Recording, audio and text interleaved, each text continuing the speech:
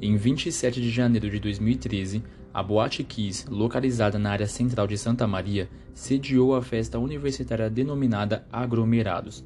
No palco, se apresentava a banda Gurizada Fandangueira, quando um dos integrantes disparou um artefato pirotécnico cujas centelhas atingiram partes do teto do prédio, que era revestido de espuma, que pegou fogo. O incêndio se alastrou rapidamente, causando a morte de 242 pessoas e deixando mais de 636 feridos. O acidente foi considerado a segunda maior tragédia no Brasil em número de vítimas em um incêndio, sendo superado apenas pela tragédia do Grand Circus norte-americano, ocorrida em 1961 em Niterói, que matou 503 pessoas, e teve quase características semelhantes às do incêndio ocorrido na Argentina em 2004, na discoteca República Cromanon. Classificou-se também como a quinta maior tragédia da história do Brasil, a maior do Rio Grande do Sul, a de maior número de mortos nos últimos 50 anos no Brasil e o terceiro maior desastre em casas noturnas no mundo. A festa Aglomerados iniciou-se às 11 horas de 26 de janeiro de 2013, sábado, na Boate Kiss, localizada na Rua dos Andradas, 1925, no centro da cidade de Santa Maria. A reunião foi organizada por estudantes de 6 cursos universitários e técnicos da Universidade Federal de Santa Maria. 2 bandas estavam programadas para se apresentarem à noite. Estimou-se que entre 500 a 1.000 pessoas estavam na boate. Eram na maioria estudantes, uma vez que, como descrito, ocorria uma festa da UFSM dos cursos de Pedagogia, Agronomia, Medicina Veterinária e Zootécnica. Por volta então das 2h30 da manhã de 27 de janeiro, durante a apresentação da banda Gurizada Fandangueira, a segunda banda a se apresentar na noite, um sinalizador de uso externo foi utilizado pelo vocalista da banda. O sinalizador soltou faíscas que atingiram o teto da boate, incendiando a espuma de isolamento acústico exigida pelo Ministério Público em termo de ajustamento e conduta, que não tinha proteção contra fogo e continua não sendo exigido pela legislação. Os integrantes da banda e um segurança chamado Zezinho tentaram apagar as chamas com água e extintores, mas não obtiveram sucesso. Em cerca de 3 minutos, uma fumaça espessa se espalhou por toda a boate.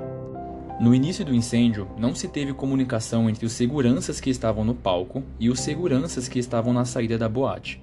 Esses, então, não permitiram inicialmente que as pessoas saíssem pela única porta do local, por acreditarem tratar-se de uma briga. Então imagina, as pessoas todo mundo correndo, sabendo que estava tendo um incêndio e eles não queriam liberar a porta. Tinha mais de 1.000 pessoas lá. A casa funcionava através do pagamento das comandas de consumo na saída, o que levou os seguranças a também pensarem que as pessoas estavam tentando sair sem pagar. Muitas vítimas forçaram a saída pelas portas dos banheiros, confundindo-as com portas de emergência que descem para a rua. Em consequência disso, 90% dos corpos estariam nos banheiros. Durante o incêndio, de dentro da boate, uma das vítimas fatais conseguiu enviar uma mensagem através da rede Facebook, comunicando o incêndio e pedindo ajuda. A mensagem foi registrada pelo Facebook como recebida às 3h20 da manhã. Ainda sem saber das dimensões da situação, amigos pediram mais informações, mas não obtiveram resposta. A espuma. A espuma usada a um isolamento acústico na Boate Kiss era comum em Santa Maria. Era uma espuma de colchão usada em boates, bares, clubes e outras casas com música ao vivo. Inicialmente era usada por exigência dos DJs, porque evitava o eco de som e aumentava a nitidez dos sons graves e agudos. Posteriormente, passou a ser usada como isolamento do som interno, evitando que esse incomodasse os vizinhos. Elisandro Spó a usou com esse propósito, mas a espuma era ineficiente para o efeito pretendido, então foi retirada quando se implementou um projeto acústico na Kiss. Porém, foi recolocada a pedido dos DJs para evitar o eco do som. Nenhum órgão de fiscalização notou a presença dessa espuma inadequada. Os bombeiros apenas examinavam coisas como hidrantes e saídas de emergência. Os fiscais da prefeitura não eram treinados para reconhecê-la e mesmo o Conselho Regional de Engenharia e Agronomia do Rio Grande do Sul só tomava conhecimento desse material se alguém fizesse uma denúncia. Ou seja, tudo começou a ficar muito complicado. Após o incêndio, os catadores de lixo da cidade encontravam enormes quantidades de espuma jogada fora pelas demais empresas que o adotavam. 2 deles disseram ter coletado 50 sacos para vender às recicladoras, pois esse tipo de espuma se tornou um símbolo de morte para o público.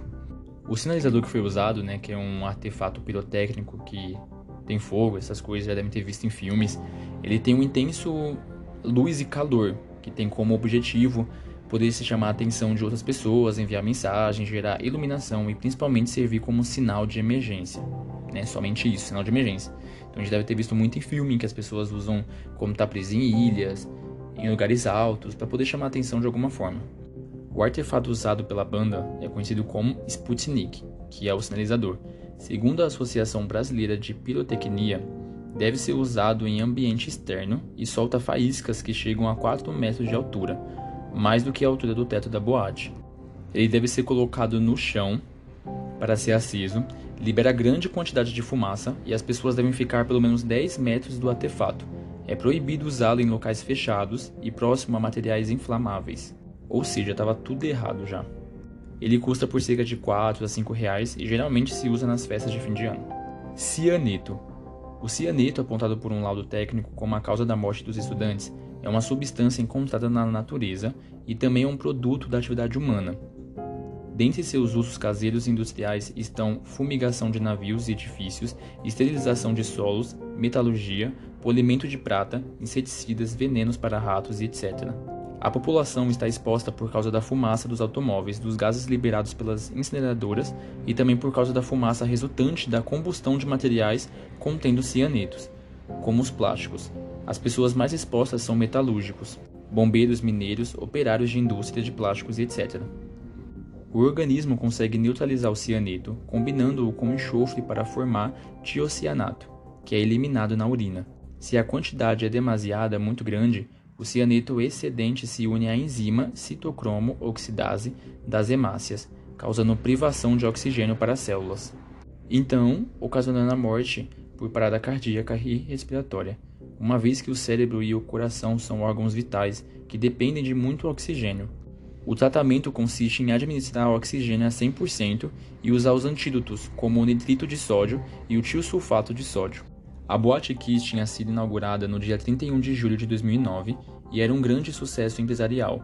Com filas que dobravam a esquina da Rua dos Andradas, os proprietários diziam que precisavam organizar a entrada devido ao excesso de clientes que chegavam a 1.400 pagantes por noite.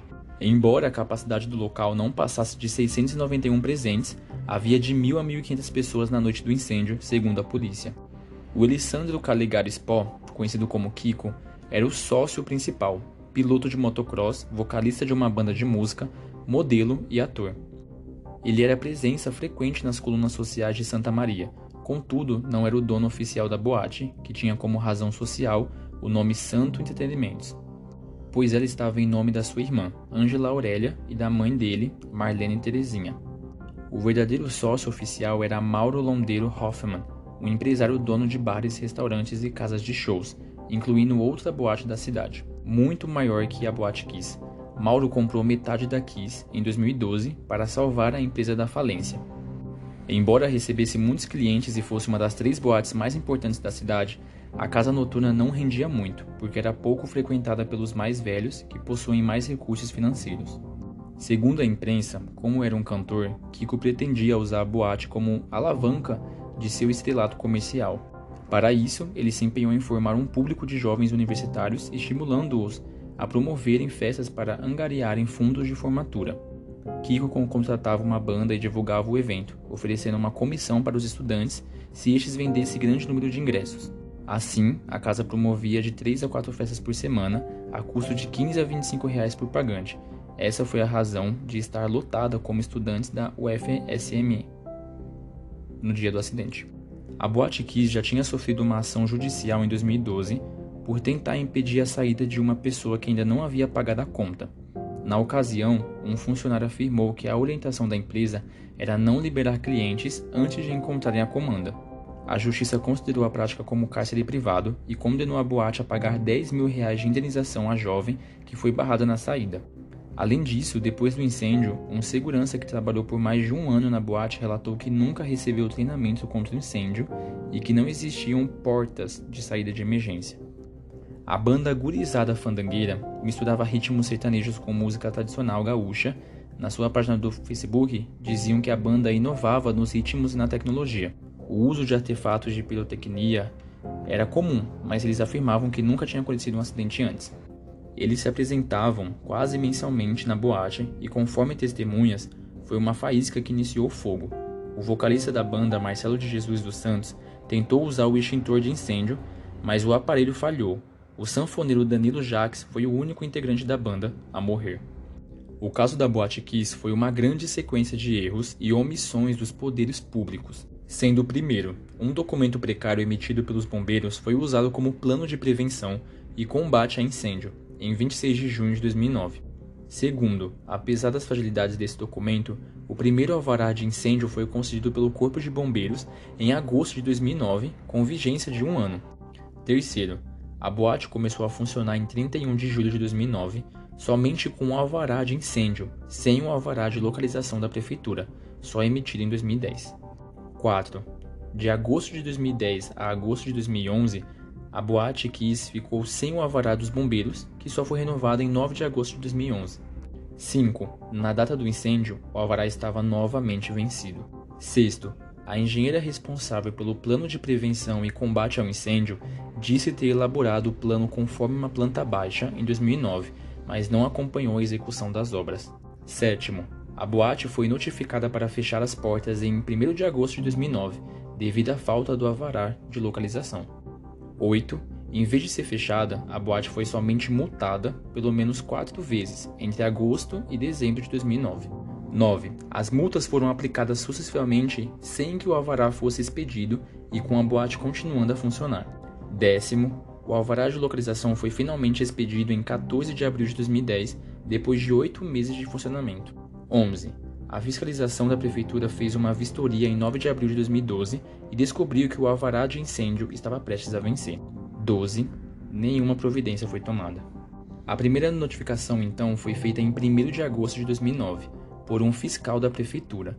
Era uma instrução para fechar as portas. Nesses termos, cessar as atividades até a regularização junto ao município e apresentar alvará no prazo de 5 dias a contar da data da notificação. A empresa continuou funcionando e a mesma fiscal retornou em agosto, aplicando a primeira multa em 8 de setembro de 2009.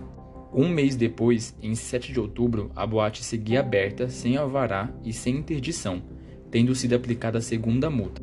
A terceira multa foi aplicada em 27 de novembro de 2009, depois de os fiscais verificarem que a boate continuava em operação no dia 10 do mesmo mês. E a quarta multa foi aplicada em 11 de dezembro de 2009, devido ao descumprimento da notificação original, mas a casa noturna não sofreu a lacração. Ou seja, vários problemas que ocorreram desde antigamente, anos antes, para poder ocasionar tudo isso. O incêndio, então, teve um total de 242 vítimas fatais. Dessas, 275 morreram no dia do incêndio, a maioria asfixiada pela fumaça, que tomou conta do ambiente interno, e 7 nos meses seguintes, após atendimento hospitalar. Diversas vítimas fatais, dentre elas 8 militares participaram do resgate de vítimas inconscientes da boate. Bombeiros relataram que enquanto retiravam os corpos, ouviram os celulares das vítimas tocarem ininterruptamente, significando que seus parentes e amigos tentavam se comunicar. Então imaginem a cena, você é o bombeiro, você entra, vê várias pessoas mortas, sendo carregadas, vários celulares tocando, porque já tinham virado notícia, então todos os amigos, pais, amigos queriam saber o que estava acontecendo. Então, devia ser uma cena horrível. Um dos maiores problemas do pós-tragédia foi pouco discutido: a falta de um antídoto específico para o cianeto quantificado no organismo dos sobreviventes. Assim, a falta do antídoto específico, hidrocobalamina, no país, e o despreparo clínico para tratamento de intoxicados em uma tragédia de tais dimensões, contribuiu com certeza para o prognóstico dos sobreviventes. Os pacientes receberam de forma equivocada Rubranova, que é uma forma de vitamina B12, cobalamina, que contém ciano. Assim, tendo um duplo erro que se estabeleceu nos cuidados aos intoxicados. O país recebeu hidrocobalamina, enviada pelos Estados Unidos, quase uma semana após a tragédia, para você ver a repercussão que chegou, como resultado da intervenção direta do Palácio do Planalto em contato com uma pesquisadora em toxicologia da UFRS, a professora Dr. Solange Cristina. Ela conseguiu comprovar que existia concentração elevada de cianeta no sangue dos pacientes internados. A mesma participou da audiência pública do Senado Federal, que, com bases nos fatos narrados pela cientista e a participação de toxicologistas que enviaram mensagens no momento da audiência demonstraram a falta de política pública para tratamento de intoxicados por agentes químicos no país. Dessa forma, o senador propôs o projeto de lei número 9006-A de 2017 para incluir no campo de atuação do Sistema Único de Saúde, SUS, a formulação e a execução da política de informação e assistência toxicológica e de logística de antídotos e medicamentos utilizados em intoxicações. Devido à grande quantidade de vítimas, os bombeiros tiveram que recorrer a caminhões frigoríficos para transportarem os corpos, até o Centro Desportivo Municipal Miguel Seve Vieiro, onde profissionais de diversas áreas se reuniram como voluntários para prestarem assistência às autoridades e aos parentes das vítimas. Humberto Treze, repórter da agência RBS, relatou a situação do CDM. O ginásio parece um formigueiro, tomado por centenas de voluntários que acorreram ao chamado de ajuda feito por meio dos rádios. Além de médicos e psicólogos, compareceram assistentes sociais, enfermeiros, soldados e policiais, muitos em chinelos de dedo e bermuda, de que emergência não combina com etiqueta. O ginásio serviu inicialmente para as famílias realizarem o reconhecimento dos corpos, pois o Instituto Médico Legal da cidade só tinha capacidade para 10 corpos. O governo estadual divulgou uma lista com os nomes das vítimas, dentre elas Danilo Jacques, sanfoneiro da banda Gurizada Fandangueira, que se apresentava quando ocorreu o incêndio, e 2 integrantes da banda Pimenta e seus comparsas, que também se apresentou, o baterista Marcos Rigoli e o baixista Robson Vanderham. Em 3 de fevereiro, o médico Marcelo Cipel, que morava no Canadá e era diretor do Programa de Suporte Pulmonar Extracorpóreo da Universidade de Toronto, veio ao Brasil para prestar tratamento especializado aos pacientes internados por pneumonite, que naquele momento ainda totalizavam 113, dos quais 72 em estado grave. A técnica de ventilação extracorpórea proposta pelo médico permitiu uma regeneração do pulmão a partir do próprio sangue do paciente e seria viabilizada por equipamento doado por empresa alemã. Gente, olha a repercussão que deu todo o caso. Médico veio de outro país, teve que pegar medicamento, várias coisas, para você ver como que o Brasil estava despreparado, o Estado estava despreparado. O chefe da unidade de endoscopia respiratória do Hospital de Clínicas de Porto Alegre, Hugo Goulart de Oliveira, acreditava que os pacientes logo não precisariam mais de respiradores artificiais. O mais difícil foi lidar com a complexidade da intoxicação por cianeto, de manejo pouco solucionado entre os médicos. Como se suspeitava, a hidroxicolabalamina, medicamento trazido dos Estados Unidos, não foi eficaz nos pacientes devido ao início tardio. O tratamento então se dividiu em 3 fases.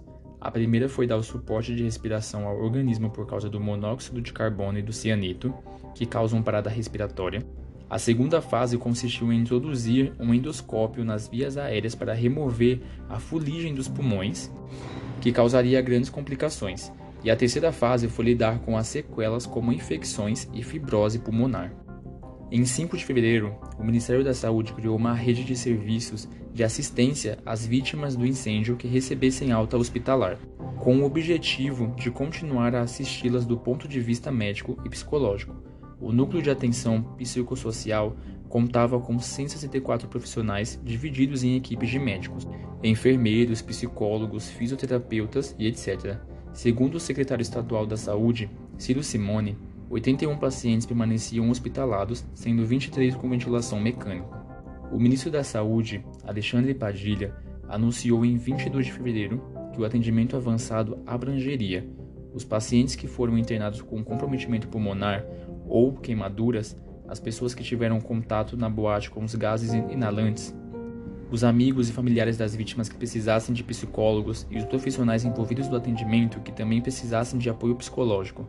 O programa seria desenvolvido no Hospital Universitário de Santa Maria, contando também com o apoio do Ministério da Saúde, da Secretaria do Estado da Saúde do Rio Grande do Sul e das Secretarias Municipais de Saúde de Santa Maria e de Porto Alegre. Em março, então, seria aberto um sistema de cadastro para todas as pessoas que estiveram na boate. Novos exames clínicos seriam feitos, principalmente para avaliar a função pulmonar delas, e seria montado um esquema de acompanhamento psicossocial para familiares, amigos, vítimas e profissionais envolvidos no atendimento, com a contratação de profissionais de saúde e a formação de equipes móveis de atendimento domiciliar. Seria mantido ainda por 6 meses o acolhimento 24 horas no Centro de Atenção Psicossocial de Santa Maria, que já havia realizado 1.078 atendimentos individuais, grupais, por telefone e domiciliares. O projeto recebeu o nome oficial de Termo de Compromisso. O poder público já tinha gasto 2,3 milhões de reais com o pagamento de funerais, transporte aéreo e vários outros tipos de despesas motivadas pelo acidente. Óbvio que eles tinham que fazer alguma coisa. E ainda 10 milhões seriam provavelmente necessários nos anos seguintes, correndo por conta do Sistema Nacional de Proteção e Defesa Civil. As despesas seriam divididas entre os governos federal, estadual e municipal. A Cruz Vermelha tinha 2 contas para receber doações, mas elas estavam muito abaixo do esperado. Muitas famílias estavam passando por dificuldades financeiras e recebendo alimentos. O maior temor dos médicos era o desenvolvimento de câncer nas vítimas sobreviventes, o que poderia aumentar muito o número de mortes com a passagem dos anos. Para você ver como o caso foi muito complicado, né? Para quem estava atrás das televisões em casa, viu o quanto que repercutiu, mas vendo, a gente consegue ver o repercutiu muito, teve muito gasto, mas por conta de não terem prevenido nada antes.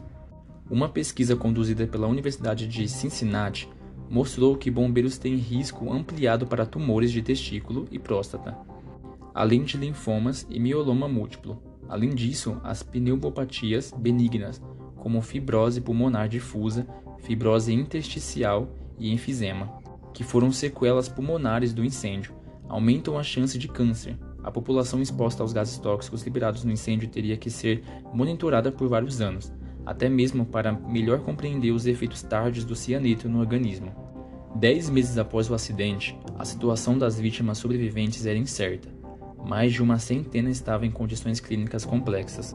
Aqueles que tinham um emprego formal no dia do acidente viviam de auxílio-doença, mas os demais não conseguiam retornar ao mercado de trabalho, não só por causa das sequelas respiratórias, como também por causa do preconceito dos empregadores. De fato, uma vítima foi demitida com o pretexto de que nunca mais voltaria a ter uma vida normal e que os problemas ainda poderiam se agravar. Dessa forma, a Associação de Vítimas e Familiares da Tragédia lutava por uma lei que garantisse pensão ou acesso ao emprego, para o que entrou em entendimento com o Senado. Algumas pessoas provavelmente iriam precisar de aposentadoria por invalidez. Além disso, as promessas do governo sobre atendimento integral e continuado não eram cumpridas, como sempre. A Coordenadoria Regional de Saúde de Santa Maria informava não poder doar medicamentos fora da lista da Secretaria Estadual de Saúde. Isso obrigava os pacientes a gastarem centenas de reais ou acionarem a justiça para obterem os medicamentos de alto custo. O Hospital Universitário de Santa Maria havia se comprometido a atender todas as vítimas, mas, segundo uma delas, o discurso que se ouvia era: vocês vão ser tratados, mas não são mais a prioridade do HUSM, que era o hospital lá de Santa Maria. Em janeiro de 2014, 42 vítimas ainda tinham graves problemas respiratórios por causa da fuligem inalada, que era equivalente a um século inteiro de consumo de cigarro, segundo a médica Ana Serve Prado.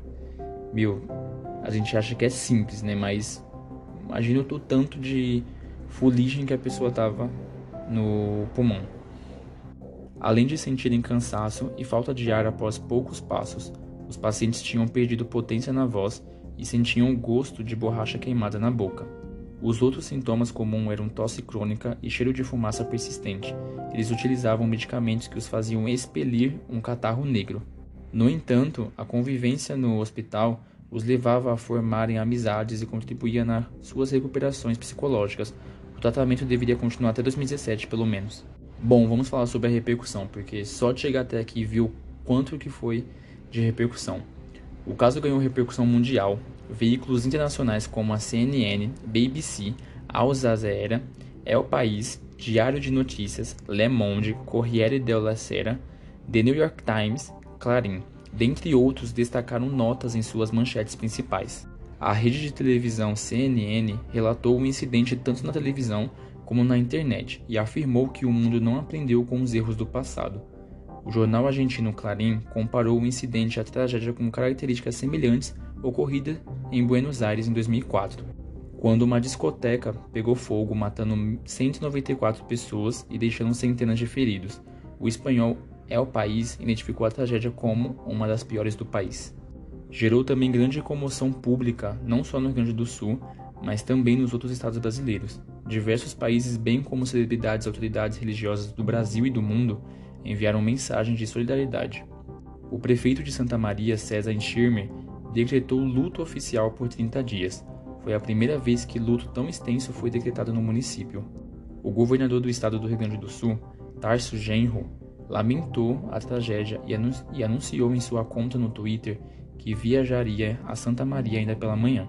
A presidente Dilma Rousseff, na época, que se encontrava em Santiago, no Chile, para participar da cúpula dos países da América Latina com a União Europeia, cancelou sua agenda no evento para viajar a Santa Maria, a fim de acompanhar o resgate das vítimas do incêndio. Dilma proferiu um breve comunicado à imprensa e ofereceu ajuda federal ao município e ao estado. Após isso, a presidente decretou luto oficial de 3 dias no país. A cobertura da tragédia alterou a programação das principais emissoras de televisão do Brasil e aumentou em 15% a audiência das grandes redes abertas da Grande São Paulo. Eu lembro que quando estava nessa época, todos os canais estavam passando todo o caso. A Universidade Federal de Santa Maria, onde estudavam muitas das vítimas, suspendeu todas as atividades acadêmicas até dia 1 de fevereiro, até 31 de janeiro. Havia 143 pessoas internadas por pneumonite química em Santa Maria, das quais 75 estavam em condição crítica. A patologia é causada por inalação de vapores tóxicos e produz falta de ar, podendo levar à morte. O número de internados aumentou progressivamente porque os sintomas levam várias horas para se manifestarem. Outra consequência tardia do incêndio foi o estresse pós-traumático dos sobreviventes. O empresário Elisandro Spó, um dos sócios da boate, tentou cometer suicídio por enforcamento com uma mangueira em um hospital na cidade de Cruz Alta. Imagina a culpa que ele estava sentindo. Tudo estava caindo para ele, onde estava preso e vigiado por policiais. Ele tinha procurado atendimento médico devido a sintomas de pneumonite e foi algemado à cama para evitar novas tentativas contra a própria vida. O médico que o atendeu, no entanto, negou essa versão apresentada pela polícia e disse que seu paciente teve apenas uma crise nervosa. Ainda segundo o médico, Spó era mantido sob sedação permanente e oscilava entre crises de choro e depressão. Em 31 de janeiro, a justiça negou o pedido de relaxamento da prisão temporária de Spó e de seu sócio, Mauro Hoffman, que terminaria em 1 de fevereiro. Os parentes das vítimas fundaram uma associação em 9 de fevereiro com auxílio da Defensoria Pública para garantir apoio psicológico e jurídico às famílias. Os parentes estavam em processo de cadastramento e se pretendia aproveitar a experiência com tragédias aéreas, como a do voo TAM 3050, para exigir direitos e apontar responsabilidades. O carnaval foi cancelado em Santa Maria e em 32 municípios próximos, incluindo o prestigiado carnaval da 4ª colônia de imigração italiana. Todas as atividades de rua e de clubes foram canceladas, apesar de resistências empresariais, porque o luto oficial estava em vigor por todo o mês. Como é comum em incêndios e tragédias, vários boatos do tipo teoria da conspiração circularam nas redes sociais. O texto básico dizia que seria um evento premeditado para ocorrer no dia 27 de janeiro, porque este era o dia de homenagem às vítimas do Holocausto. E tinha como componentes, existia uma caveira pegando fogo no cartaz da banda. A última música executada teria sido Die Young. As portas foram lacradas pelos seguranças. Uma sobrevivente disse ter visto uma mulher de vermelho sorrindo. A banda teria anunciado o incêndio no Facebook. Antes do show, só um dos membros da banda morreu. O sítio, especializado em lendas urbanas e farsas, analisou esse texto, desmentiu cada componente dele e concluiu: mistura uma série de informações desencontradas, sem fontes, e se aproveita da comoção dos leitores para criar teorias conspiratórias. O acidente ainda está sendo investigado, e ao que tudo indica, se iniciou por causa de um sinalizador que foi lançado dentro da Boate Kiss. De fato, foi nesse sentido que rumaram as investigações. Um fato verdadeiro, porém, foi que muitos moradores da Rua dos Andradas não suportaram viver perto de um local em que morreram centenas de pessoas e acabaram se mudando. Levando em conta também que os imóveis da região perderam valor em cerca de 20% conforme especialistas. Um dos vizinhos disse que de sua casa era possível ver o buraco feito atrás do palco da boate, na tentativa de socorrer as vítimas da fumaça. Em 11 de fevereiro, Miguel Caetano Pacini, titular da Secretaria de Controle e Mobilidade Urbana de Santa Maria, disse à RBS que os fiscais da prefeitura não eram treinados para reconhecerem situações de risco como espumas inflamáveis e se limitavam a verificar a arrecadação tributária das empresas, deixando a questão do fogo para os bombeiros. Por sua vez, o presidente do Sindicato dos Municipários, Silon Regis Correa, disse que a omissão foi da prefeitura, que tinha uma fiscalização sucateada e amordaçada. Quando ele se referiu à mordaça, significava que muitos diretores municipais eram ocupantes de cargos de confiança, que tinham de ser nomeados porque haviam colaborado nas campanhas eleitorais e em troca queriam ser acomodados nas secretarias. Esses indivíduos não tinham qualificação técnica e inibiam o trabalho dos servidores de carreira qualificados. Segundo Correa, os fiscais estavam com medo de serem responsabilizados pelo acidente, mas eles não puderam agir devido à cultura política exposta acima e à omissão da prefeitura e de outros órgãos públicos. Em 14 de fevereiro, a Associação Nacional para a Exigência do Cumprimento das Obrigações Legais, a ANECOL, que não representava as vítimas, pediu uma indenização de 3 milhões de reais por vítima fatal e de 300 mil reais por vítima internada. É muito dinheiro envolvido. Esses valores foram escolhidos em função da juventude das vítimas e da quantidade de anos de vida perdidos.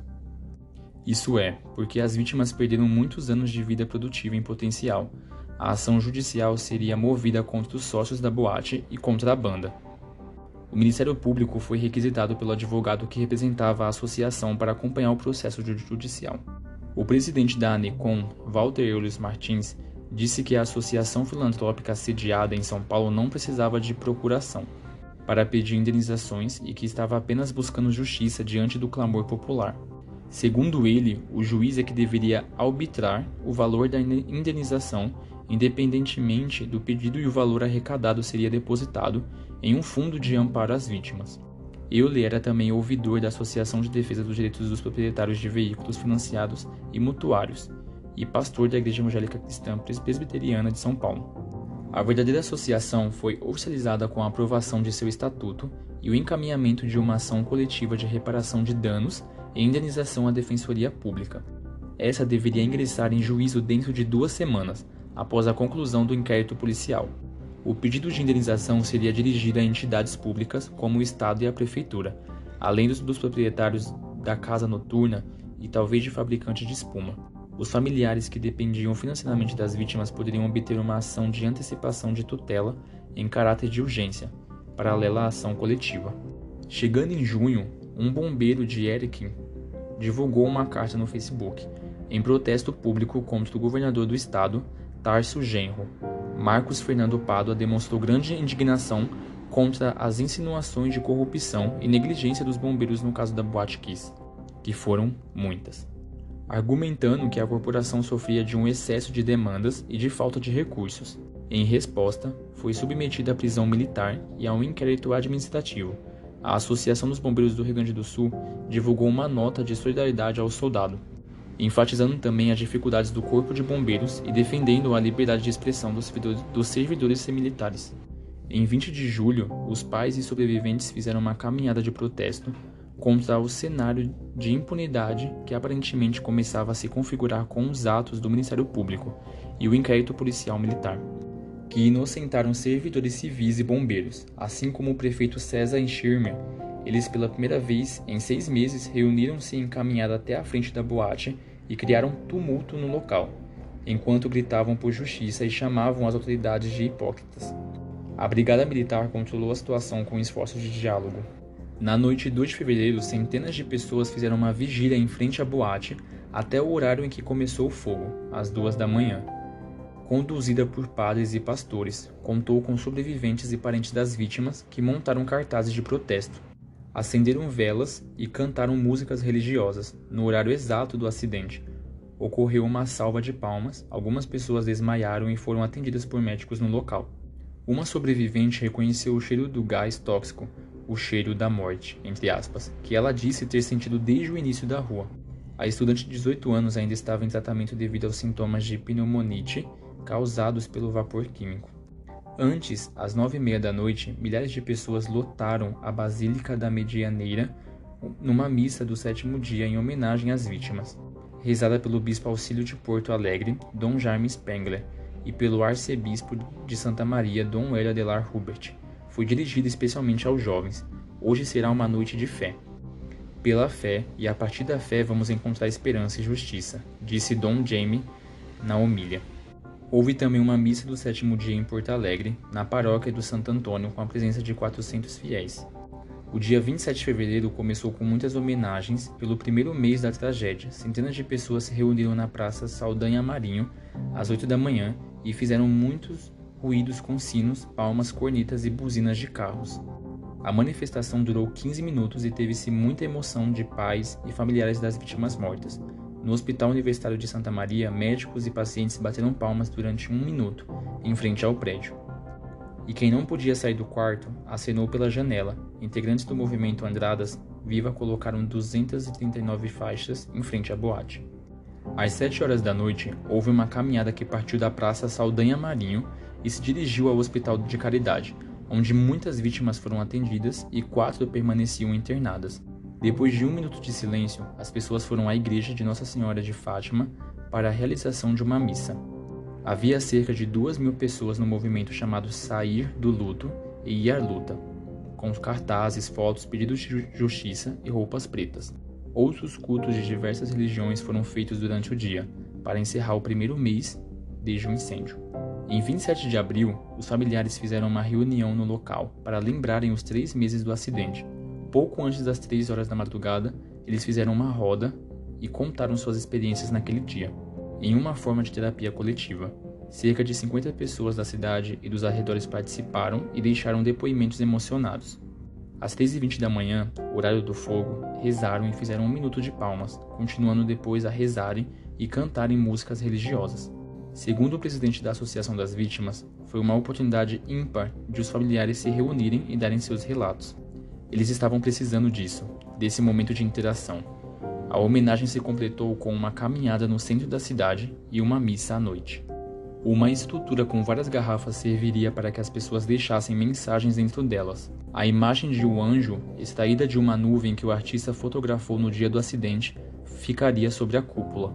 O centro do memorial possuiria uma escultura chamada Coração Constante, feita pela mulher de Pozzobonelli, que assinava como Mac Forgiarini. O conjunto foi projetado para fazer parte de um prédio de 3 andares, que abrigaria a sede da Associação das Vítimas da Tragédia na cidade.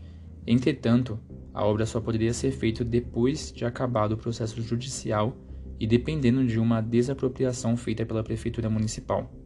O projeto do memorial foi apresentado em Brasília para a ministra Maria do Rosário, da Secretaria de Direitos Humanos da Presidência da República, que prometeu colaborar na realização da obra. Em 26 de julho, o Papa Francisco homenageou as vítimas da tragédia na Jornada Mundial da Juventude. Entre aspas, com a cruz, Jesus se une ao silêncio das vítimas da violência, que já não podem gritar, sobretudo os inocentes e os indefesos. Com a cruz, Jesus se une às famílias que se encontram em dificuldades e que choram a trágica perda de seus filhos, como no caso dos 242 jovens vítimas do incêndio na cidade de Santa Maria, no começo deste ano. Rezemos por eles. No dia 27, quando se completaram 6 meses desde a tragédia, os familiares e sobreviventes que formaram a Associação das Vítimas doaram roupas dos entes queridos que morreram no incêndio. Enquanto estamos trabalhando por justiça e combatendo a impunidade, temos esta ação social de amor ao próximo. Hoje foi o início. Nossos filhos não podem mais usar essas roupas. Elas ajudarão muitas famílias necessitadas. A associação também montou um posto permanente de doações de roupas e comida na Praça Saldanha Marinho, a fim de socorrer muitas famílias que estavam em dificuldades. Depois das doações, os membros da associação fizeram uma caminhada até o calçadão de Santa Maria, vestindo roupas pretas e numeradas até 242, que foi o número de mortes. Eles estavam protestando contra os atos recentes que livraram de condenação diversos servidores da prefeitura e bombeiros. No final da tarde, eles se concentraram em frente à Catedral Metropolitana, cujos sinos badalaram às 6h45, configurando o minuto do barulho já tradicional das homenagens. Houve ainda uma celebração ecumênica da igreja. No dia 27 de janeiro de 2014, foi marcado por muitas discussões na mídia sobre o acidente. Em frente à boate, as vítimas pintaram 242 corpos na rua, que estava interditada. Desenharam também um grande coração e depositaram uma rosa branca sobre ele. O ato foi organizado pelo movimento SM do Luto à Luta, cujos membros vestiam camisas brancas com uma estampa que criticava a atuação das autoridades diante da tragédia. Cerca de 400 pessoas se reuniram no local e permaneceram sentadas, em silêncio, até as 3 horas da madrugada, quando fizeram um barulhaço, como forma de protesto. Um centro de atendimento médico e psicológico foi montado nas circunstâncias e algumas pessoas tiveram que ser socorridas. Após a vigília, os manifestantes iniciaram uma caminhada de protesto. Eles saíram da frente da boate às 8h30 e percorreram as ruas de Santa Maria, parando diante dos prédios da Prefeitura e do Ministério Público. Com slogans e atitudes como sentar no chão e distribuir balões brancos, eles acusaram as autoridades administrativas de culpa no acidente e os promotores de favorecerem a impunidade daquelas. No entanto, não foram recebidos em parte alguma e os policiais militares vigiaram sua marcha pela cidade, que acabou na Praça Saldanha Marinho, onde houve atividades ligadas ao primeiro Congresso Internacional Novos Caminhos, que discutiu desde o sábado anterior medidas de prevenção e segurança para que os episódios como a da Kiss não se repitam. Especialistas começaram a defender uma legislação única para prevenir eventos semelhantes. Naquele momento, o Poder Executivo Municipal fiscalizava os aspectos gerais do projeto arquitetônico e os bombeiros vistoriavam um plano de combate a incêndios. O acidente da boate denunciou a fragilidade desse sistema, tendo em vista que a legislação municipal mais flexível foi utilizada no lugar da legislação estadual contra incêndios, que exigia, por exemplo, a existência de 2 portas em boates. Uma consequência constrangedora foi o jogo de empurra-empurra entre as autoridades após o incêndio, cada qual tentando transferir a responsabilidade para as outras. Ou seja, ninguém quer assumir a sua própria responsabilidade. Horrível. O governador de São Paulo, Geraldo Alckmin, determinou uma vistoria maciça das boates do estado. Das 303 casas visitadas até 31 de janeiro, 111 não tinham alvarás de incêndio e 66 tinham alvarás válidos, mas irregulares, o que ensejou um prazo de 10 dias para a regularização sob pena de cassação do alvará. A fiscalização atingiu boates com mais de 1.000 metros quadrados e deveria ser estendida às salas de cinema, teatros e salões de clubes. Além disso, o prefeito Fernando Haddad assinou um acordo com os bombeiros para a fiscalização conjunta na capital e determinou a criação de uma legislação municipal mais rígida por meio da formação de uma comissão especializada. Teve-se também vistorias no estado de Minas Gerais, com a atuação conjunta de bombeiros, prefeituras e polícia militar. 4 casas noturnas foram fechadas no município de Porto Alegre, 4 em Cambuí e 2 em Alfenas, todas por falta de alvará de incêndio. Em 2 de fevereiro, o promotor João Marcos ADD Castro anunciou que entrou com uma requisição de vistoria da boate junto ao Ministério Público. Em 2011, devido às más condições da casa noturna, eu recebia muitas denúncias de bombeiros que iam fiscalizar os locais e não eram obedecidos pelos proprietários. Então, eles me procuravam porque se sentiam impotentes e não conseguiam obrigar os donos a seguirem as leis. Foi o caso da denúncia dessa boate, disse ele. A comunicação tinha como destinatário a representação local da Brigada Militar, a denominação gaúcha para a Polícia Militar. O Comando-Geral da Brigada Militar, no estado, é o responsável pelo Corpo de Bombeiros em todo o Rio Grande do Sul. O promotor afirmou ter feito mais de 400 pedidos de fiscalização nas empresas do município, mas a resistência era grande por causa do custo de prevenção e não havia ação das autoridades. O incêndio também iniciou uma discussão sobre o uso de comandas, isso é, a forma de pagamento em que o cliente da boate acerta as contas somente quando vai sair. Um projeto de lei municipal de autoria da vereadora Séfora Mota foi proposto em Porto Alegre para criar novas formas de pagamento no momento do consumo, venda de fichas que seriam trocadas pelo produto no transcorrer da festa e utilização de um cartão pré-pago para o consumo. Mas especialistas disseram que a solução mais viável seria modificar o Código de Defesa do Consumidor, de modo a estabelecer o pagamento imediato no momento da entrega dos produtos. Isso evitaria que as portas fossem trancadas para evitar a saída dos clientes. Uma comissão da Câmara dos Deputados foi formada com o objetivo de ir a Santa Maria para estudar as falhas da legislação que levaram ao acidente e com isso propor uma nova lei de âmbito federal para as regras de segurança e de licenciamento de casas noturnas. O projeto de lei, de autoria do deputado Paulo Pimenta, pretendia obrigar as boates a cumprirem exigências da Associação Brasileira de Normas Técnicas e obrigar as prefeituras a divulgarem, nos seus sítios de internet, a situação legal das casas noturnas para que todas as pessoas soubessem a respeito de alvarás e outros fatores de segurança. Um mês depois da tragédia, não havia mais muito movimento nos meios de comunicação, mas muitas ações concretas haviam sido implementadas em todo o país. Cerca de 500 boates e casas de shows haviam sido interditadas até regularizarem sua situação. Em Manaus, onde o número de interdições chegou a 66, o prefeito Arthur Vigílio Neto enviou um projeto de lei para a votação em regime de urgência a fim de banir o uso de fogos de artifício em casas noturnas, bares e restaurantes.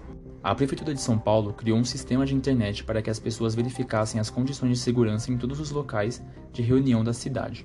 Em Minas Gerais, onde 755 empresas foram vistoriadas, os bombeiros apresentaram sugestões para melhorar a legislação estadual em uma audiência pública na Câmara Municipal de Belo Horizonte, que seriam depois enviadas à Assembleia Legislativa na capital. 21 boates foram interditadas.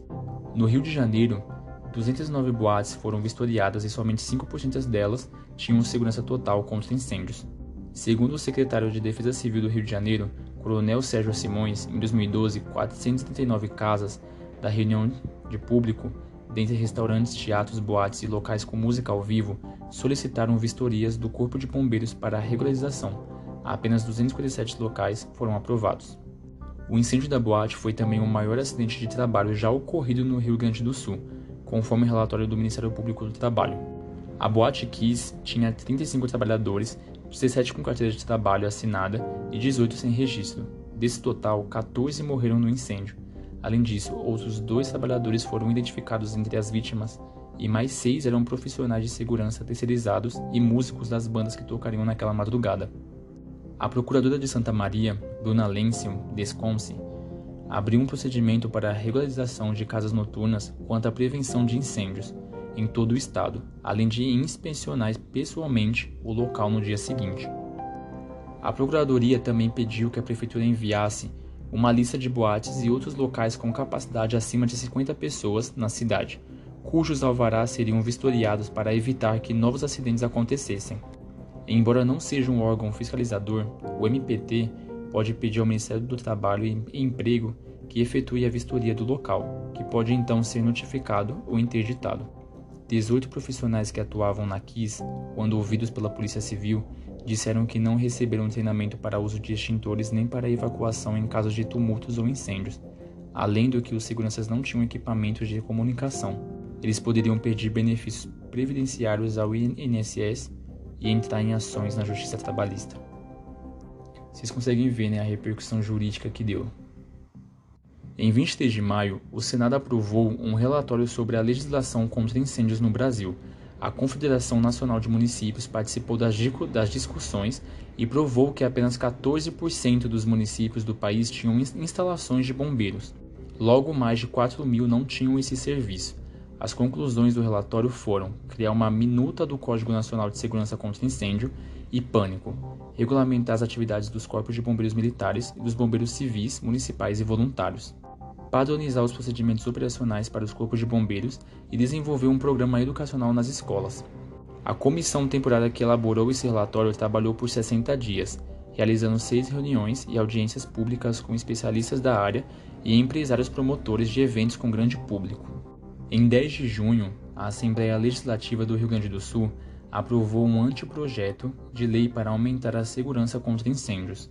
As propostas aprovadas foram presença de uma brigadista de incêndio em todas as reuniões com mais de 200 pessoas, uma área de edificação de 720 metros quadrados para que se possa elaborar um projeto de prevenção, maior rigidez para a obtenção de alvarás, punições enquadradas como notificação, multa, interdição e embargo e criação de Conselho Estadual de Segurança, Prevenção e Proteção contra Incêndio, que seria integrado por Corpo de Bombeiros, Conselho Regional de Engenharia e Agronomia do Rio Grande do Sul, Conselho de Arquitetura e Urbanismo e universidades, só áreas fechadas que sujeitariam a essas normas. Em dezembro, a nova lei estadual, cujo nome oficial era Projeto de Lei Complementar 155/2013, foi aprovada. Entretanto, uma matéria da revista Veja, realizada em setembro, provou que o cenário de impunidade se configurava. Os repórteres percorreram casas noturnas de todo o país, acompanhados de técnicos em segurança, e constataram que apenas 6 das 40 empresas cumpriam os requisitos básicos nos 4 itens analisados: respeito à lotação, saídas de emergências desobstruídas extintores carregados e ausência de material inflamável. Além disso, o projeto de lei que corria no Congresso não havia sido aprovado a fim de tornar as boates mais seguras. Os sócios da Kiss e os músicos estavam em liberdade e o julgamento não deveria acontecer antes de 2015. A expectativa de punição dos responsáveis era baixa, principalmente por causa da CPI da Câmara dos Vereadores, que descartou deliberadamente a punição da prefeitura. Chegamos então à especulação na mídia. O portal G1 ouviu especialistas sobre as possíveis punições na esfera legal. Primeiro, prefeitura, que se eximiu da responsabilidade, indenização por danos materiais e morais e pensão se houve omissão na fiscalização, se a casa estava superlotada e sem alvarás em dia. Segundo, bombeiros, que atestaram as condições da boate, indenizaram por danos materiais e morais e pensão se a corporação foi omissa ou negligente ou se apresentou laudo errôneo. Terceiro, Boate Kiss, que não tinha plano contra incêndios, indenização por danos materiais e morais e pensão, foi omissa na documentação da casa, permitiu shows que expunham a risco os clientes, além de não cumprir exigências dos bombeiros e da prefeitura. 4. Sócios da boate. Homicídio culposo, que é sem intenção, se ficasse comprovado que eles sabiam do risco do incêndio, mas permitiram as apresentações com efeitos pirotécnicos no local, como o sinalizador. 5. Proprietárias oficiais da boate que não ageriam, indenização por danos materiais e morais e pensão porque constavam como verdadeiras proprietárias. 6. A banda gurizada fandangueira, indenização por danos materiais e morais e pensões se os fogos eram impróprios ou não estavam autorizados, agravando a situação da boate se esta sabia. 7. Integrantes da banda, homicídio culposo se ficasse comprovado que sabiam estar utilizando um sinalizador capaz de provocar um incêndio de forma imprudente. O jornal Zero Hora também levantou uma lista de crimes prováveis: homicídio para os donos da boate e para a banda, improbidade administrativa para a prefeitura e para os bombeiros, falsidade ideológica para os donos da boate e para as proprietárias oficiais, irregularidades trabalhistas para os donos da boate, lesão corporal para os donos da boate e para a banda, prevaricação para a prefeitura e para os bombeiros, sonegação fiscal e lavagem de dinheiro para os donos da boate e para as proprietárias oficiais. 6 meses depois do incêndio, a situação jurídica do caso Kiss dava sinais de impunidade conforme um levantamento do jornal Zero Hora. No início, 34 homens e mulheres chegaram a ser apontados como responsáveis pelo acidente, mas apenas 18 pessoas ainda enfrentavam alguma possibilidade de punição e somente 4 poderiam ser presas no fim do julgamento. O inquérito civil responsabilizou 28 pessoas e outras 6 foram apontadas por outros órgãos, mas quase metade delas conseguiram se livrar das acusações, inclusive o prefeito César Schirmer.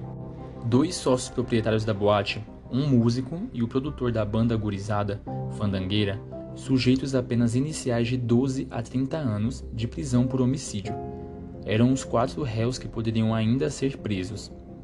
Essa situação se devia à opção do Ministério Público de concentrar seus esforços apenas nos réus que conseguiria condenar. Dessa forma, muitos servidores municipais e bombeiros ficaram fora do processo criminal. Tanto o delegado Marcelo Arigoni como o promotor Joel Dutra manifestavam insatisfação com o andamento do caso. O MP chegou a denunciar outras 4 pessoas por crimes de menor importância, fraude processual e falso testemunho, que permitiriam suspensão do processo mediante acordo. O inquérito militar indiciou 8 bombeiros, mas as penas não exigiriam prisão em regime fechado, porque previam no máximo 3 anos de detenção. Outros 4 bombeiros foram denunciados por improbidade administrativa na justiça comum, ficando sujeitos a punições como perda da função pública e multa. O prefeito César Schirmer ficou isento de responsabilidade criminal por causa do pedido de arquivamento do processo feito pela Procuradoria de Prefeitos do MP, que foi confirmado pelo Tribunal de Justiça, mas ainda poderia sofrer ação civil por improbidade administrativa. Uma comissão parlamentar do inquérito foi formada na Câmara de Vereadores, mas apontou apenas falhas administrativas sem efeitos práticos. O jurista Risato Nunes publicou um artigo na internet expondo sua visão legal dos fatos. Segundo o especialista, a responsabilidade objetiva se aplicaria tanto à boate como ao poder público, respectivamente conforme o Código de Defesa do Consumidor e a Constituição.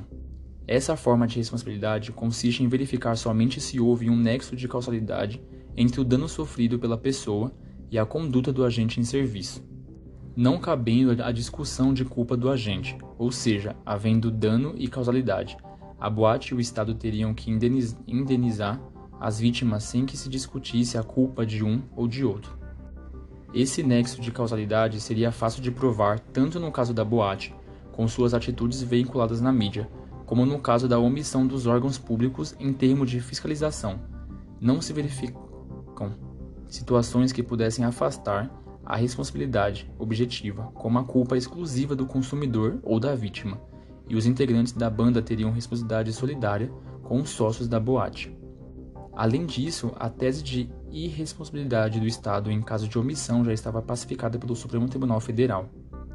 As compensações financeiras seriam pensão em decorrência dos prejuízos materiais que os sobreviventes e os familiares das vítimas tiveram que suportar, a exemplo de impossibilidade de trabalhar e hospitalização, e também indenização por danos morais, entendidos como sofrimento psicológico causado às vítimas.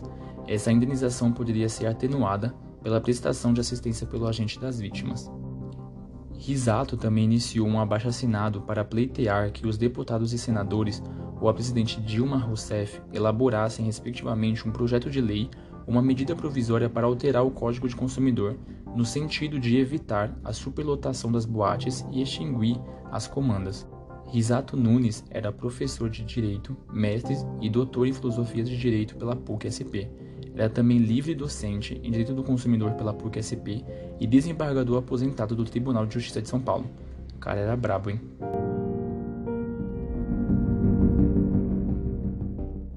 Cidade depois do incêndio.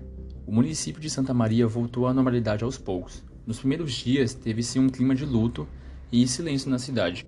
Muitas lojas fecharam no primeiro dia, em respeito aos mortos, e o calçadão teve pouco movimento, mas o comércio foi se reaquecendo gradativamente. As boates foram fechadas por 30 dias, a fim de passarem por uma revista, e o luto oficial proibia festas na cidade. Porém, as pessoas recomeçaram a sair em fins de semanas, e os pontos de encontro de jovens voltaram a se movimentar lentamente.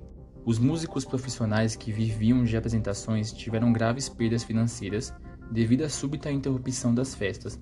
Com o fim do luto oficial, eles esperavam voltar a ter oportunidades, mas temiam que o comportamento dos santamarienses ainda fosse aviso a diversões coletivas, principalmente porque muitos perderam amigos ou familiares. Vai demorar muito para mudar, o pessoal continua triste.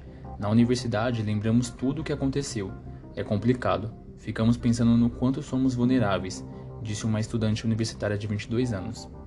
6 meses após a tragédia, algumas pessoas não queriam mais morar em Santa Maria. Uma estudante de administração voltou para Curitiba, sua cidade natal, porque, segundo ela, não fazia sentido continuar vivendo na cidade para onde ela tinha se mudado a fim de ficar ao lado do seu namorado, que morreu no incêndio. Ela mesma era uma sobrevivente e ainda se recuperava de queimaduras. Uma servidora da prefeitura de Júlio de Castilhos, que passou 4 meses e meio internada e ainda passava por uma recuperação lenta e difícil, disse ser uma nova pessoa e ter uma nova atitude diante da vida. Ela pretendia voltar ao trabalho, mas ainda tinha que fazer fisioterapia e exames periódicos, que eram disponibilizados no Hospital Universitário de Santa Maria e no Hospital das Clínicas de Porto Alegre. Nas suas palavras, entre aspas, após momentos de muita dificuldade, angústias, desesperos, luta, mas acima de tudo de muita esperança. Quando contei com o apoio da minha família, em especial meus pais e meu irmão, e dos meus amigos, colegas de trabalho, conhecidos e todas as pessoas que oraram pela minha recuperação, me sinto realizada, com a sensação de liberdade, de vencedora, pois aos poucos vou evoluindo e conseguindo retomar minhas atividades. A cada dia, uma nova conquista. A maior dificuldade era superar o sentimento de injustiça que pairava sobre a população. O grupo RBS encomendou uma pesquisa com 600 moradores de Santa Maria, segundo a qual 57% deles não acreditavam que seria feita justiça e quase 62% deles discordavam de que todos os envolvidos estavam respondendo judicialmente pelos erros cometidos. Especialistas comentaram que justiça seria não só buscar responsáveis, mas também implementar políticas públicas que prevenissem novos casos como o da Kiss. A pesquisa também mostrou que 91,7% dos ouvidos achavam ser fundamental reconstruir a autoestima da população. Pichon Riviere, responsável pelo Instituto de Psicologia Social de Porto Alegre, sugeriu que isso fosse feito com música e literatura como canais para extravasar a dor. Volney da Soller, psicanalista e membro do Comitê Gestor do Acolhe Saúde, serviço de apoio da Secretaria de Saúde de Santa Maria às vítimas do incêndio, acrescentou que não se deveria cultivar uma divisão dentro da população, como se fosse preciso cada um buscar um lado. A revista Época fez um panorama bastante completo da situação em Santa Maria, decorridos 6 meses desde a tragédia. As festas universitárias, antes muito comuns, foram abandonadas. As casas noturnas funcionavam sem filas e o movimento se reduziu bastante em lanchonetes e bares. As igrejas faziam cultos ecumênicos todo dia 27, e o cemitério que fica no caminho para o FSM precisou fazer cópias do documento de marcação dos locais dos túmulos para atender a grande procura de visitantes. A universidade não tinha dados oficiais, mas se suspeitava de que muitos estudantes tivessem abandonado seus cursos. A Rua dos Andradas estava parcialmente interditada e muitas pessoas ainda visitavam as ruínas da boate, que se transformou num memorial a céu aberto. A cidade tinha um centro de apoio às vítimas e os sobreviventes e parentes formaram uma associação, que mantinha uma tenda no centro para recolher doações. A matéria enfatizou bastante as sequelas físicas e psicológicas dos sobreviventes. O hospital fazia reuniões quinzenais para debater o atendimento gratuito que prestava às vítimas, sobretudo nas áreas de pneumologia e psiquiatria, além de fisioterapia. Cerca de 500 pessoas foram atendidas por equipes médicas e dispensadas, outras 114 foram internadas, destas, 98 estavam gravemente afetadas e precisaram de aparelhos para respirar. Todas tiveram que se submeter a uma endoscopia para retirar a fuligem dos pulmões, um procedimento complicado que teve de ser repetido 8 vezes em alguns casos. Os médicos temiam sequelas tárdias nos pulmões, mas a escassa literatura sobre o assunto não permitia previsões seguras. O Ministério da Saúde garantiu o atendimento gratuito e completo no SUS por 5 anos. Os integrantes da Associação de Vítimas e Parentes, apesar de seu empenho em projetos assistenciais, sofriam com a incompreensão de muitas pessoas, que os acusavam de terem ido à boate voluntariamente ou de não terem educado seus filhos corretamente. Muitas pessoas não têm o que fazer, né? Só pode falar que não ter educado os filhos corretamente porque foram numa festa a mais. Além disso, estavam chocados com o clima de impunidade que começava a se delinear com a não responsabilização criminal de muitos servidores civis e bombeiros, a liberdade provisória dos sócios da boate e a demora em aprovar projetos de nova legislação contra incêndios do Estado. Um ano depois, a Cruz Vermelha e os Médicos Sem Fronteiras afirmaram em janeiro de 2014 que o povo de Santa Maria levaria 5 anos para se recuperar psicologicamente. Conforme os estudos das entidades, estima-se que entre 60% e 70% da população seja afetada de alguma forma pelo que aconteceu, mas consegue superar os efeitos psicológicos com a ajuda de familiares e amigos. No meio, entre 20% e 30% precisam de algum tipo de atenção psicológica, mesmo que seja apenas uma conversa, e na ponta, entre 1% e 4%, desenvolvem distúrbios, e às vezes já pré-existentes, mas não desencadeados, que precisam de tratamento psiquiátrico e medicamentos. De fato, militares policiais, agentes funerários, jornalistas e até um coveiro, que enterrou dezenas de pessoas, precisaram de acompanhamento psicológico. Os especialistas advertiram que superação não significa esquecer o trauma, mas sim encontrar um lugar para ele na vida e na mente. Os alunos da universidade ainda sofriam com a experiência. Um deles achava que tinha evitado a fuga de muitas pessoas enquanto tentava sair, pois abria os braços a fim de afastar os que estavam próximos. Turmas da universidade perderam vários alunos e até os professores tinham dificuldade em assimilar o evento. O fato mais preocupante era um par de manobras da defesa para tentar atrasar o julgamento por vários anos. A primeira pedia que todas as 636 vítimas fossem ouvidas pela justiça, que já tinha em seu cronograma 217 pessoas, 117 sobreviventes do incêndio, 71 testemunhas de defesa e de acusação e 29 peritos criminalísticos. Os depoimentos previstos deveriam terminar em setembro de 2014, mas ouvir mais de 676 pessoas prolongaria a fase de instrução até junho de 2017. A segunda manobra era tentar anular as audiências que o juiz Lousada realizou em Porto Alegre, Uruguaiana, Frederico Westphalen, Passo Fundo, Rosário do Sul e Horizontina, ou seja, fora de Santa Maria. A segunda era a mais complicada do ponto de vista jurídico, porque o Código de Processo Penal determina que somente o juiz local pode ouvir testemunhas, mas o Conselho da Magistratura do Tribunal de Justiça permitiu a instauração de regime de exceção na primeira vara criminal de Santa Maria, autorizando Lousada a viajar para tomar depoimentos fora de sua comarca. Os dois pedidos de defesa foram negados pela juíza Carla Aveline de Oliveira, mas o jornal Zero Hora ouviu criminalistas e estes relataram receio de que o caso fosse parar em uma longa discussão nos tribunais superiores. As investigações incluíram um inquérito policial, um processo judicial e uma comissão parlamentar de inquérito. Após serem pronunciados pelo juiz Ulisses Fonseca Lousada e mantida a decisão pelo Superior Tribunal de Justiça, os dois sócios da Boate Kiss, o vocalista da banda Gurizada Fandangueira e o ajudante da banda foram submetidos ao julgamento do Tribunal do Júri pela acusação de homicídio doloso por dolo eventual. Dolo eventual significa que eles não esperavam que ia acontecer. E o homicídio doloso é porque não é que eles não tinham a intenção, né? Falam que é quando tem a intenção de matar. Só que eles poderiam ter agido de uma outra forma antes de tudo isso acontecer, visando um julgamento mais imparcial e distante da cidade do incêndio. Foi deferido o desaforamento do julgamento, enviando o processo para a capital do estado, Porto Alegre. Os 4 acusados foram condenados pelo júri popular e sentenciados a penas de até 22 anos e 6 meses de reclusão. O Tribunal de Justiça do Estado do Rio Grande do Sul julgou recursos das defesas que alegaram a existência de diversas nulidades processuais.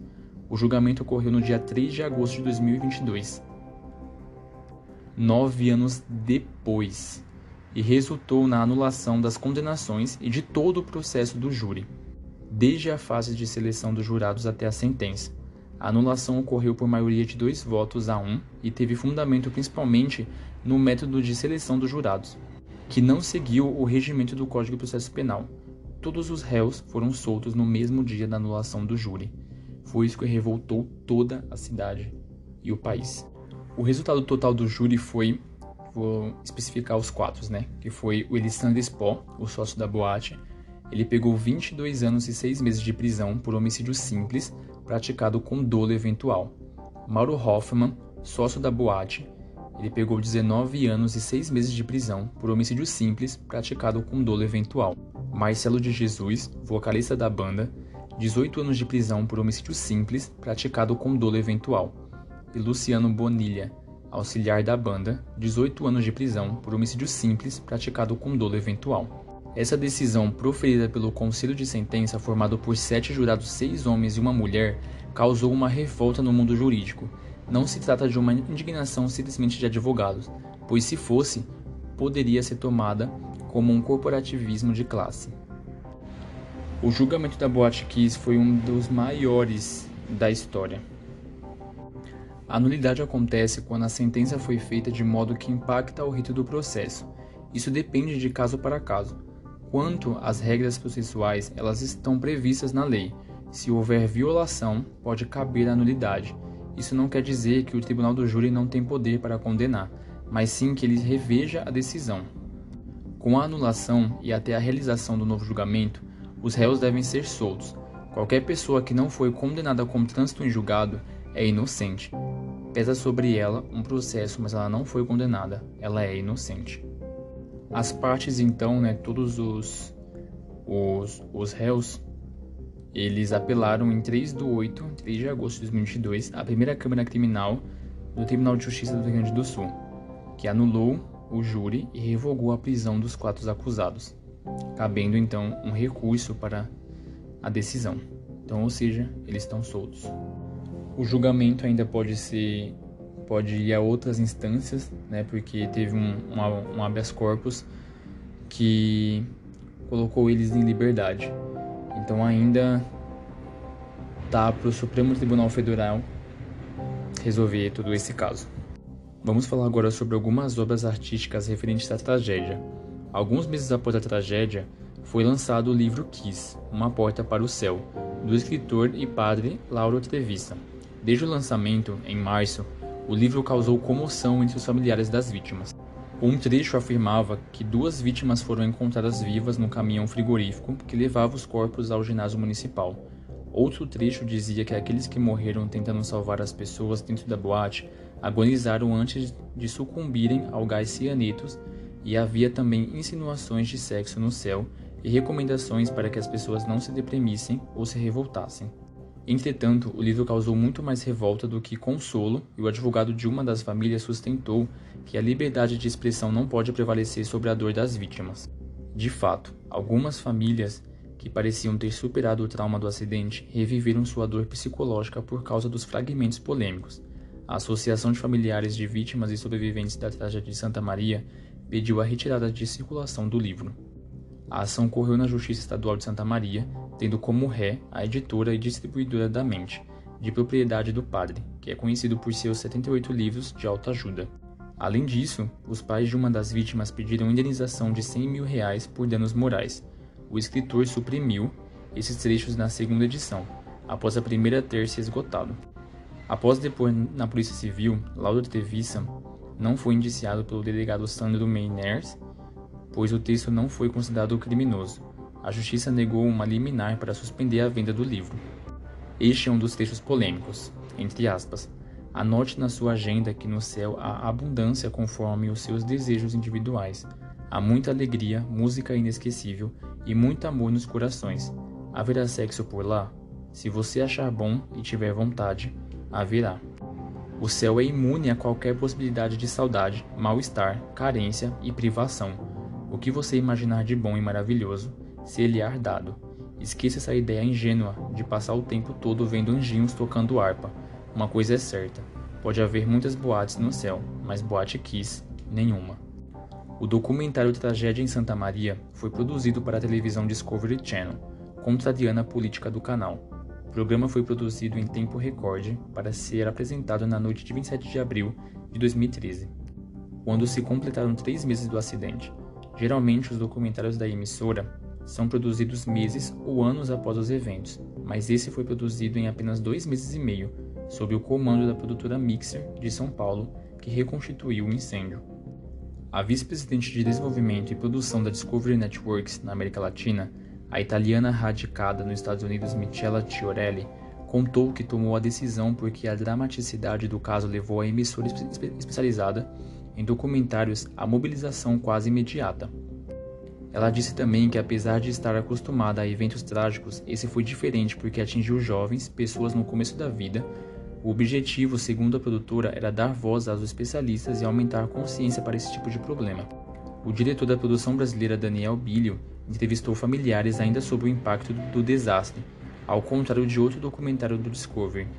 Sobre o desastre ocorrido na Argentina, na boate República Cromanon, que matou 194 pessoas em 2004, aquele foi produzido somente 5 anos depois. Mesmo habituados a recontar tragédias, os responsáveis brasileiros e estrangeiros pelo programa revelaram que os testemunhos colhidos sobre o incêndio da Boate Kiss em Santa Maria comoveram a equipe de produção.